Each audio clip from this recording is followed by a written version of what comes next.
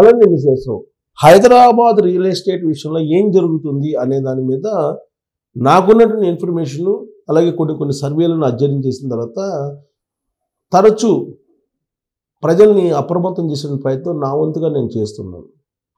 మీరు తొందరపడి మీరు ప్రీ లాంచింగ్ బుకింగ్లోకి వెళ్తే మీరు మోసపోతారని చెప్పి అనేక సందర్భాల్లో నేను చెప్పాను. చెప్పడం బాధ్యత, తర్వాత ఎవరిష్టం వాళ్ళది. చాలామంది నాకు ఫోన్ చేశారు, సార్ మీరు హైరైజెస్ బిల్డింగ్లో మీరు బుక్ చేసుకోవద్దు అన్నారు, బుక్ చేసుకోని కారణంగా మేము చాలా సేఫ్ సైడ్గా ఉన్నాము అని చెప్పి. అలాగే గేటెడ్ కమ్యూనిటీస్, కొన్ని గేటెడ్ కమ్యూనిటీస్, కొన్ని కంపెనీలు చేస్తున్నటువంటి మోసాలకి అనేక మంది ప్రజలు మోసపోతున్నారు. జీవితాంతం కష్టపడి సంపాదించుకున్న డబ్బుని ఎవరికో ఇచ్చేసి తెల్లముఖం వేస్తున్నటువంటి పరిస్థితి. ఉదాహరణకి తాజాగా వచ్చినటువంటి వాసవి గ్రూప్ అంటే టాప్ కంపెనీల్లో ఒకటి. మరి అలాంటి వాసవి కంపెనీ ఇవాళ ఏం చేస్తుంది? కస్టమర్స్ని ఇబ్బంది పెడుతుంది. డైరెక్ట్గా అక్కడికి వెళ్ళి కంపెనీ దగ్గరికి వెళ్ళి వెంచర్ దగ్గరికి వెళ్ళి ఆందోళన చేసేటువంటి పరిస్థితి వచ్చింది. మరి అంత పెద్ద వాసవి కంపెనీకి, వాసవి గ్రూప్కి అలాంటి పరిస్థితి ఎందుకు వచ్చింది అని అంటే వాళ్ళు నిబంధనలకు విరుద్ధంగా ప్రభుత్వ నిబంధనలను ధిక్కరించి వాళ్ళు వెంచర్స్ వేశారు. వాటికి అనుమతులు లేవు కొన్నిటికి. పైగా ప్రీ లాంచ్ పేరుతోటి వాళ్ళు డబ్బులు భారీగా వసూలు చేశారు అనేక మంది దగ్గర. గత 2 రోజుల నుంచి వాసవి గ్రూప్ చేసినటువంటి దురాగతం, వాసవి గ్రూప్ చేసినటువంటి మోసాల మీద ప్రజలు రోడ్ల మీదకి వచ్చి ధర్నాలు చేస్తున్నారు. దాదాపు ప్రధాన మీడియాలన్నింటిలో కూడా ఈ న్యూస్ వచ్చింది. వాసవి గ్రూప్ చేసినటువంటి నిర్వాహకం ఏంటి అనేది. కేవలం వాసవి గ్రూపే కాదు, అంతకుముందు ఆల్రెడీ వెంచర్స్ చేసినటువంటి స్వర్ణ అనేది పేరుతోటి ఒకటి సువర్ణ భూమి ఏం చేసింది? బాలసుబ్రహ్మణ్యం గారితో అలాగే విశ్వనాథన్ గారితో బాగా విస్తృతంగా ప్రచారం చేయించారు.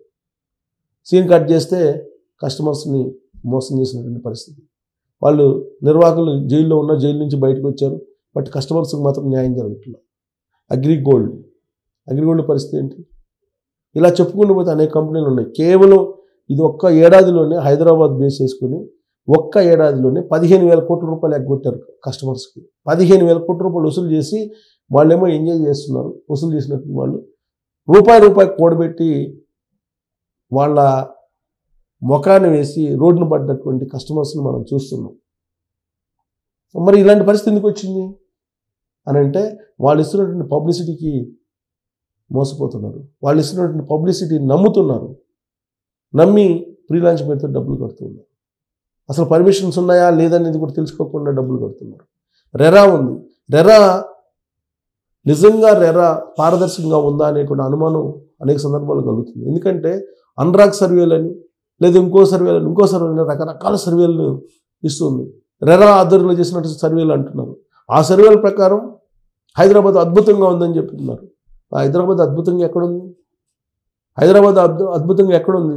ఎన్ని ట్రాన్సాక్షన్స్ జరిగినాయి ఈ సంవత్సరం తీసుకుంటే? రైట్ టు ఇన్ఫర్మేషన్ యాక్ట్ కింద తీసుకుంటే ట్రాన్సాక్షన్స్ ఆగిపోయాయి. కాకపోతే టోటల్ అమౌంట్ వచ్చేసి గత ఏడాది కంటే పెరిగింది. అంటే 5 కోట్లు 10 కోట్ల రూపాయలు ఉన్నటువంటి ప్రాపర్టీస్ కొన్ని అమ్ముడుపోయాయి. కానీ మధ్యతరగతికి అఫోర్డబుల్గా లేనటువంటి ట్రాన్సాక్షన్స్ ఏదైతే ఉన్నాయో అవి జరగలేదు.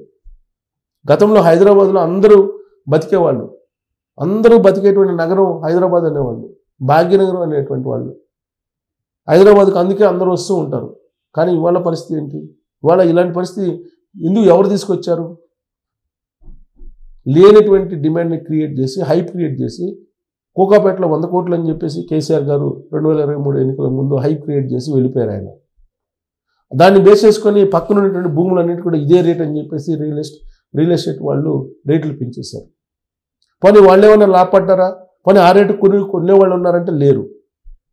ఇవాళ మీకు మణికొండలో కానీ లేదా గచ్చిబౌలిలో కానీ గతంలో 9,000 8,000కు ఎస్ఎఫ్టీ అమ్మినటువంటి వాళ్ళు ఇవాళ 5,000 6,000కి ఇస్తామని చెప్పి ముందుకు వస్తున్నారు.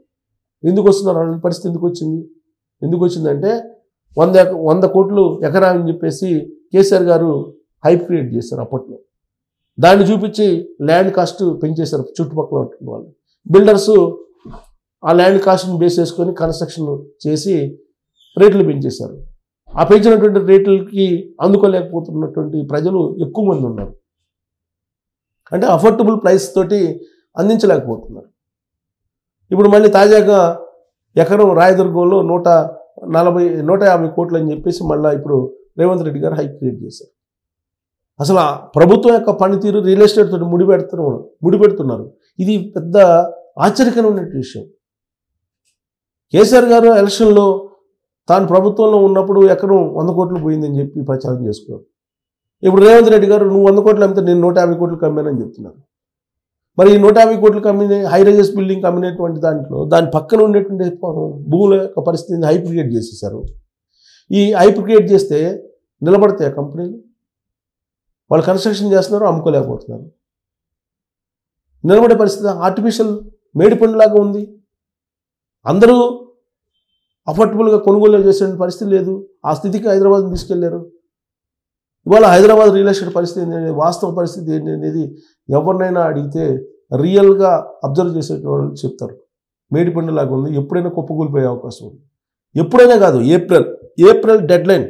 ఏప్రిల్ తర్వాత చూడండి వాసవి ఇలాంటి కంపెనీలు ఎన్నో వస్తాయో బయటికి.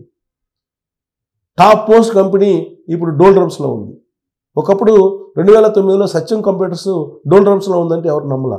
రాత్రే మైటాస్ తోటి డబ్బులు ట్రాన్స్ఫర్ చేసేసి 2 బోర్డులు తిప్పేశారు. అంతకన్నా పెద్ద గొప్ప గుడ్ విల్ ఉన్నటువంటి కంపెనీలు కాదు కదా ఇప్పుడు మనం వింటున్నటువంటి కంపెనీలు, మనం వింటున్నటువంటి బ్రాండ్స్. సత్యం వరల్డ్ క్లాస్ కంపెనీగా ఒకప్పుడు ఎదిగింది. అది బోర్డు తిప్పేస్తుందంటే ఎవరు నమ్మలా.